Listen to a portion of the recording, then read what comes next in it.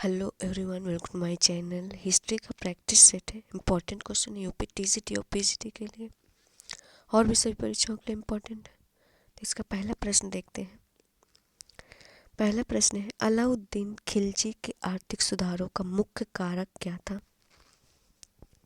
Option A है हिंदुओं को सजा देना, बी है एक शक्तिशाली सेना का निर्वाह करना, और सी है जनता की संतुष्टि हेतु, और डी है अपनी साम्राज्यवादी महत्वाकांक्षा की पूर्ति हेतु।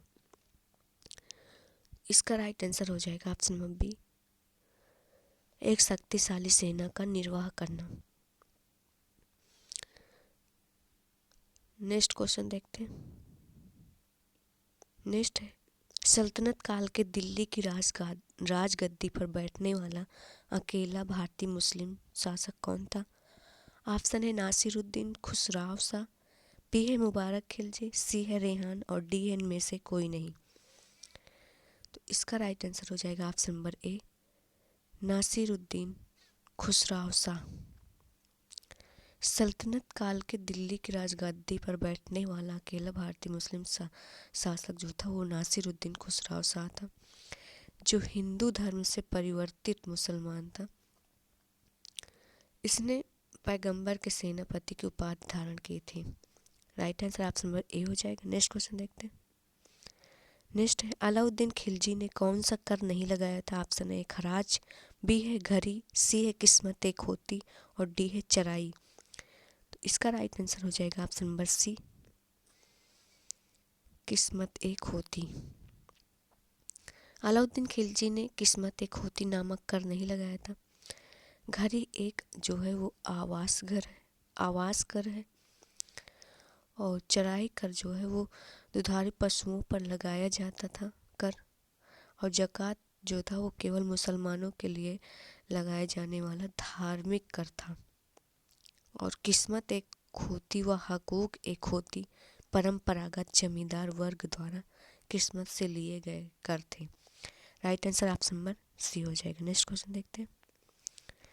दिल्ली सल्तनत के इतिहास में किस राजवंश ने सबसे लंबी अवधि तक शासन किया? ऑप्शन है गुलाम वंश, बी है खिलजी वंश, सी है तुगलक वंश, और डी है लोधी वंश। तो इसका राइट आंसर हो जाएगा ऑप्शन नंबर सी, तुगलक वंश। गुलाम वंश के सुल्तानों ने 1206 से 1290 ईस्वी तक, खिलजी वंश ने 1290 से 1230 तक, एवं लोधी वंश ने 1450 से 1526 तक किया था। और तुगलक वंश ने 1320 से 1414 तक दिल्ली पर शासन किया था। तो इस प्रकार जो था वो तुगलक वंश जो था वो सबसे लंबी अवधि तक शासन किया था। तुगलक वंश इसका राइट आंसर हो जाएगा। नेक्स्ट क्वेश्चन देखते हैं।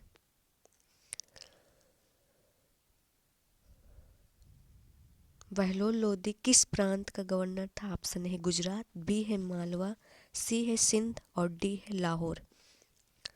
इसका राइट आंसर हो जाएगा ऑप्शन नंबर डी, लाहौर। 1451 ईस्वी में जब सैयद वंश के अलाउद्दीन आलम शाह ने दिल्ली का तख्त छोड़ा, उस समय बहलोल लोधी लाहौर और सरहिंद का सूबेदार था। उसने अपने वजीर हमीद खां की मदद से दिल्ली पर कब्जा कर लिया और लोधी वंश की नींव डाली थी। नेक्स्ट क्वेश्चन देखते हैं। दारुल हरब क्या था? ऑप्शन ए हिंदू राज क्षेत्र, बी है मुस्लिम राज क्षेत्र, सी है अरब राज क्षेत्र, और डी है तुर्क राज क्षेत्र। इसका राइट आंसर हो जाएगा ऑप्शन नंबर ए, हिंदू राज्य क्षेत्र। दारुल हरब एक हिंदू राज्य क्षेत्र था। इस क्षेत्र को समाप्त करना ही मुसलमान शासकों का मुख्य उद्देश्य था। इस क्षेत्र के लोगों को इस्लाम में परिवर्तित करके सभी को इस्लाम को स्वीकार करवाना भी था। राइट आंसर ऑप्शन नंबर ए हो जाएगा। नेक्स्ट क्वेश्चन देखते हैं। निम्न में से कौन एक महिला मध्यकालीन युग में शासिका नहीं रही थी? तो इसका right answer option number D हो जाएगा, रोशन आरा। नेक्स्ट क्वेश्चन देखते हैं।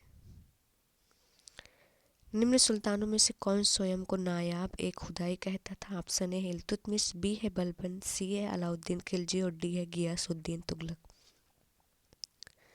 इसका राइट आंसर हो जाएगा option number B, Balban. Balban ही एक ऐसा शासक था जो स्वयं को नायाब ए खुदाई कहता था। बलबन के राजस्व सिद्धांत की दो मुख्य विशेषताएं थी। पहला यह कि सुल्तान का पद ईश्वर प्रदत्त होता और दूसरा कि सुल्तान का निरंकुश होना आवश्यक होता है। तो राइट आंसर ऑप्शन में बी हो जाएगा। नेक्स्ट क्वेश्चन देखते हैं। दीवान ए अर्ज सैन मामलों संबंधित विभाग को किसने आरंभ किया था? ऑप्शन है बलबन, बी है अलाउद्दीन खिलजी, सी है गियासुद्दीन तुगलक और डी है फिरोज तुगलक। इसका राइट आंसर हो जाएगा ऑप्शन नंबर ए, सैन्य मामलों संबंधित विभाग दीवान एक अर्जी की स्थापना बलबन ने की थी। मंगोल आक्रमणों से सुरक्षा के लिए उसने अपना सेना मंत्री इमाद उल मुल्क को नियुक्त किया था। राइट आंसर ऑप्शन नंबर ए हो जाएगा। नेक्स्ट क्वेश्चन देखते हैं। सल्तनत काल के शासकों में से किसने दीवान ए खैरात का प्रारंभ किया था? ऑप्शन ए इल्तुतमिश, बी है मोहम्मद बिन तुगलक, सी है फिरोज तुगलक और डी है सिकंदर लोदी। इसका राइट आंसर हो जाएगा option number C, Firoz Tughlaq. Firoz Tughlaq सल्तनत कालीन शासकों में ऐसा सुल्तान था जिसने दीवान ए खैरात नामक विभाग की स्थापना की। इसके माध्यम से वह मुसलमान अनाथ स्त्रियों एवं विधवाओं को आर्थिक सहायता देता था और निर्धन मुसलमान लड़कियों के विवाह की व्यवस्था भी करता था। तो राइट आंसर ऑप्शन में सी हो जाएगा। नेक्स्ट क्वेश्चन देखते हैं। निम्न सुल्तानों में से कौन गुलामों के कल्याण के लिए किए गए कार्यों के लिए जाना जाता है? ऑप्शन ए है फिरोज शाह, बी है मोहम्मद बिन तुगलक, सी है कुतुबुद्दीन ऐबक और डी है अलाउद्दीन खिलजी। इसका राइट आंसर हो जाएगा option number A, Firoz Shah. Firoz Shah Tughlaq ऐसा शासक था जो गुलामों के कल्याण के लिए किए गए कार्यों के लिए जाना जाता है। इसने दासों के लिए दीवाने ए बंदगान नामक विभाग की स्थापना भी की थी। तो राइट आंसर ऑप्शन में ए हो जाएगा। नेक्स्ट क्वेश्चन देखते हैं। नेक्स्ट क्वेश्चन है बलबन का जन्म तुर्कों के किस संप्रदाय में हुआ था? ऑप्शन है इल्बरी, बी है खिपाई, सी है गिज और डी है करलुज। तो इसका राइट आंसर हो जाएगा ऑप्शन नंबर ए, इल्बरी। नेक्स्ट क्वेश्चन देखते हैं। निम्न में से किस सुल्तान ने तुर्कान ए चिहलगाली का दमन किया था? ऑप्शन ए इल्तुतमिश, बी है अलाउद्दीन खिलजी और डी है मोहम्मद बिन तुगलक और सी है मोहम्मद बिन तुगलक और डी है बलबन। इसका राइट आंसर हो जाएगा option number D, Balban. Delhi के सुल्तान इल्तुतमिश ने 40 अमीरों के दल को स्थापित किया। इसे तुर्कान ए चिहलगाली सरदारों का समूह भी कहा जाता है। बलबन ने तुर्कान ए चिहलगाली का दमन किया था। उसने सुल्तान की प्रतिष्ठा को स्थापित करने के लिए रक्त एवं लौ की नीति अपनाई थी। तो नेक्स्ट क्वेश्चन देखते हैं।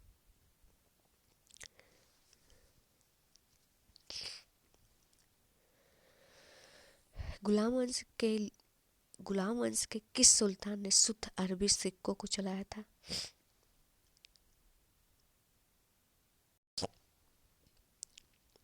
ऑप्शन ए है इल्तुतमिश, बी है बलबन, सी है कुतुबुद्दीन ऐबक और डी है इनमें से कोई नहीं। तो इसका राइट आंसर हो जाएगा option number A, Iltutmish. Iltutmish Turkistan का इल्बारी तुर्क था। यह ऐबक का गुलाम था। इल्तुतमिश जो था वो इल्तुतमिश की राजधानी जो थी वो लाहौर स्थानांतरित करके दिल्ली चला गया था। लाहौर से दिल्ली लाया था और इल्तुतमिश ने शुद्ध अरबी के सिक्के चलवाए थे जिसमें चांदी का टंका और तांबे का जीतल था। कई बार पूछा जाता है क्वेश्चन है। नेक्स्ट क्वेश्चन देखते हैं। जलालुद्दीन फिरोज खिलजी का राज्याभिषेक किस सन में हुआ था? ऑप्शन है 1289 में, बी है 1291 में, सी है 1290 में और डी है 1292 में। इसका राइट आंसर हो जाएगा ऑप्शन नंबर सी, 1290 में। खिलजी वंश का संस्थापक जो था वो जलालुद्दीन फिरोज खिलजी था। इसका राज्याभिषेक जो हुआ था वो 13 जून 1290 ईस्वी में हुआ था, किलो खरी में हुआ था। जलालुद्दीन दिल्ली का जो था वो प्रथम सुल्तान था, इसने उदार निरंकुशवाद के आदर्श को बनाए रखा और उसने किलो खरी को अपनी राजधानी बनाया था। तो right answer option number C हो जाएगा। नेक्स्ट क्वेश्चन देखते हैं। निम्नलिखित में से कौन हजार मर्दा कहलाता था? ऑप्शन है कबीर खां, बी है मलिक जमालुद्दीन याकरट, सी है एतिगीन और डी है निजामुल मुल्क। तो इसका राइट आंसर हो जाएगा ऑप्शन नंबर ए कबीर खां। 1236 ईस्वी में रजिया सुल्तान सल्तनत काल में शासका बनी, जिसका कुछ सरदारों ने विरोध किया, जिसमें बदायूं सुल्तान हांसी और लाहौर के इक़्तिदार थे। रजिया ने विरोधियों में फूट डलवाकर कुछ को अपने साथ मिला लिया। इसमें मुल्तान का इक़्तिदार कबीर खां था, जिसे हजार मर्दा कहा जाता था। राइट आंसर ऑप्शन नंबर ए हो जाएगा। नेक्स्ट क्वेश्चन देखते हैं। निम्नलिखित में से कौन रात्रि में अपना अधिकतर समय प्रार्थना एवं चिंतन में व्यतीत करता था? ऑप्शन ए है कुतुबुद्दीन ऐबक, बी है इल्तुतमिश और सी है रुकनुद्दीन और डी है बलबन। इसका राइट आंसर हो जाएगा option number B Iltutmish. Next question देखते हैं। रैयते आला की पदवी किसने धारण की थी? ऑप्शन ए है बलबन, बी है अलाउद्दीन खिलजी, सी है खिज्र खां और डी है बहलोल लोदी। तो इसका राइट आंसर हो जाएगा ऑप्शन नंबर सी खिज्र खां। नेक्स्ट क्वेश्चन देखते हैं।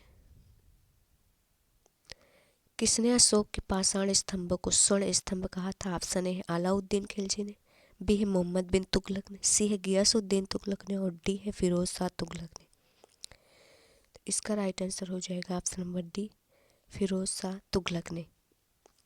मोहम्मद तुगलक के बाद फिरोज शाह तुगलक दिल्ली का सुल्तान बना। उसने अशोक के 2 स्तंभों टोपरा व मेरठ को दिल्ली मंगवाया और स्थापित भी किया। इसने इन स्तंभों को स्वर्ण स्तंभ की संज्ञा भी दी। Right answer option number D हो जाएगा। नेक्स्ट क्वेश्चन देखते हैं। अमीर खुसरो ने अपनी रचना आशिका किसके आदेश पर लिखी थी? ऑप्शन ए है रायकरण के, बी है खिजर खां के, सी है देवल रानी के और डी है अलाउद्दीन खिलजी के। इसका राइट आंसर ऑप्शन में बी हो जाएगा खिजर खां के। नेक्स्ट क्वेश्चन देखते हैं। नेक्स्ट क्वेश्चन है किसने एक हाथी और नागौर की गवर्नरी के बदले सिंहासन से अपनी दावेदारी त्याग दी थी?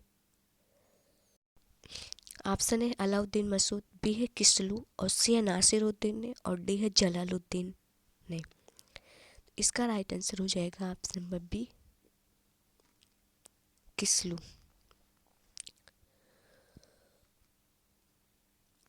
नेक्स्ट क्वेश्चन देखते हैं। बलबन प्रसिद्ध था अपने किस लिए? ऑप्शन है रक्त, बी है परोपकार के लिए, सी संगीत प्रेम के लिए और डी है दानी प्रकृति के लिए। इसका राइट आंसर हो जाएगा ऑप्शन नंबर ए रक्त। बलबन जो था वो इल्तुतमिश का शासक गुलाम था। इसका नाम जो था वो बहाउद्दीन था। बलबन ने अपने विरोधियों के प्रति लौह और रक्त की नीति अपनाई थी। तो नेक्स्ट क्वेश्चन देखते हैं। स्वर्ग दुआरी नामक शिविर किस सुल्तान से संबंधित था? ऑप्शन है अलाउद्दीन खिलजी, बी है गयासुद्दीन तुगलक और सी है मोहम्मद तुगलक और डी है फिरोज तुगलक। इसका राइट आंसर हो जाएगा option number C Mohammad Tughlaq. सुल्तान मोहम्मद बिन तुगलक ने दोआब क्षेत्र में अकाल एवं महामारी से बचने के लिए स्वर्ग दुआरी नामक शिविर मतलब दिल्ली की स्थापना की थी। मध्यकालीन सभी सुल्तानों में मोहम्मद तुगलक जो था वो सर्वाधिक शिक्षित था और विद्वान और योग्य भी था। वह अपनी सनक भरी योजनाओं, क्रूर कृत्यों एवं दूसरे के सुख दुख के प्रति उपेक्षा भाव रखने के कारण स्वप्नशील, पागल एवं रक्त पिपासु कहा जाता था। Right answer option number C हो जाएगा। नेक्स्ट क्वेश्चन देखते हैं। तुगलक साम्राज्य विभक्त था। ऑप्शन ए 16 प्रांतों में, बी है 19 प्रांतों में, सी है 23 प्रांतों में और डी है 27 प्रांतों में। तो इसका राइट आंसर हो जाएगा ऑप्शन नंबर सी, 23 प्रांतों में। तुगलक साम्राज्य 23 प्रांतों में विभक्त था। नेक्स्ट क्वेश्चन देखते हैं। किस सुल्तान ने सेना में विरासत का सिद्धांत लागू किया? ऑप्शन ए है अलाउद्दीन खिलजी, बी है बलबन, सी है मोहम्मद बिन तुगलक और डी है फिरोज तुगलक। इसका राइट आंसर हो जाएगा option number D, Firoz Tughlaq. Firoz Tughlaq ने सेना में विरासत का सिद्धांत लागू किया। 1351 ईस्वी में फिरोज शाह तुगलक का राज्याभिषेक हुआ था। इसने सेना में उदारता दिखाई थी, जिसका परिणाम यह हुआ कि लोग अपने घोड़ों की जगह दूसरे के घोड़ों का परेड करा दिया करते थे। तो right answer option number D हो जाएगा।